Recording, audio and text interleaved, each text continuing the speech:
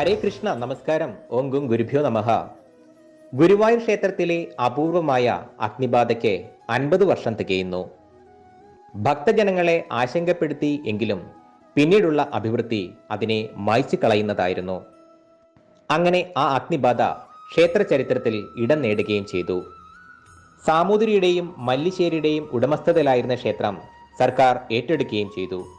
1970 November 29 police Ekadashi വിളക്ക് കഴിഞ്ഞ് നടയടച്ച ശേഷം പുലർച്ചെ 1:30 തീപിടുത്തമുണ്ടായത്.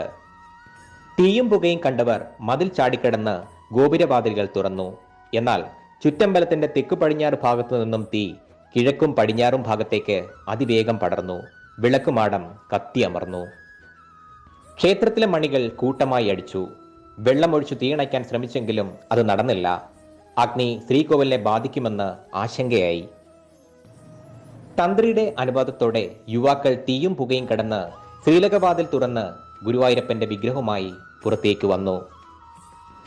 തുടർന്ന് ആ വിഗ്രഹം കൂത്തമ്പലത്തിൽ സൂക്ഷിച്ചു. ഗണപതി, അയ്യപ്പൻ എന്നീ ഉപദേവ വിഗ്രഹങ്ങളും പുറത്തെത്തിച്ചു. തീ കെടാതെ വന്നതിനാൽ വിഗ്രഹങ്ങൾ തന്ത്രി മഠത്തിലേക്ക് മാറ്റി. തൃശൂർ, പൊന്നാനി, കോഴിക്കോട് നഗരങ്ങളിൽ നിന്ന് അഗ്നിരക്ഷാ സേനയെത്തി. രാവിലെ 6:30 തീ അണച്ചു. ചെമ്പുമേഞ്ഞ ചുറ്റമ്പലത്തിന്റെ കിഴക്ക് ഭാഗം ഒഴികെ എല്ലാം കത്തി നശിച്ചിരുന്നു. ശ്രീകോവിലിനെ മാത്രം അഗ്നി ബാധിച്ചില്ല. നവംബർ 30 രാവിലെ 10:00 ഗുരുവായൂരപ്പന്റെ വിഗ്രഹവും ഉപദേവ വിഗ്രഹങ്ങളും പുനഃപ്രതിഷ്ഠ നടത്തി പൂജ തുടങ്ങി. പിന്നീട് ഡിസംബർ 5 കെ കേളപ്പൻ ചെയർമാനായി പുനരുദ്ധാരണ സമിതി രൂപീകരിച്ചതോടെ സംഭാവനകളുടെ പ്രവാഹമായി. 1971 മാർച്ച് 10 ക്ഷേത്രം സർക്കാർ ഏറ്റെടുത്തു. സാമൂതിരി ചെയർമാനും മല്ലിശ്ശേരി വൈസ് ചെയർമാനുമായി 17 അംഗ ഭരണസമിതിയെ നിയമിച്ചു.